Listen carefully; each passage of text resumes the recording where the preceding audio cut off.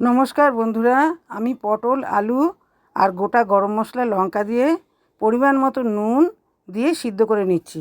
সিদ্ধটা যখন একদম হয়ে আসবে তখন একটু আমি হলুদ দেব। এটা আমি কেন দিচ্ছি এই গোটা গরম মশলাটা তোমাদেরকে পরে বলছি। আজকের রেসিপিটা হলো বিনা তেলে পটল আলুর তরকারি। শুকনো খোলায় আমি জিরে, শুকনো লঙ্কা আর গরম মশলা একটু ভেজে নিলাম। এবার সামান্য পরিমাণে তেল দিয়েছি, এটা বিনা তেলেই বলতে হবে। আর জিরে দিলাম, গোটা জিরে ফোড়ন দিলাম। এবার আমি ওই সিদ্ধ করা পটল আলুটা দিয়ে দেবো। আমি তখন গোটা গরম মশলা কেন দিয়েছি জানো বন্ধু?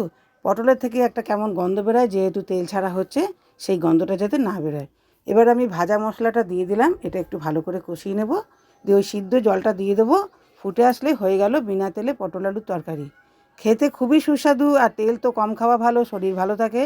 নমস্কার বন্ধুরা, শেয়ার করবে, লাইক করবে, কমেন্ট করবে, সাবস্ক্রাইব করবে, উপরের বেল ঘন্টিটা টাচ করবে। সমস্ত ভিডিও সবার আগে তোমাদের কাছে যাবে। নমস্কার বন্ধু, হয়ে গেল আমার বিনা তেলে পটল আলুর তরকারি।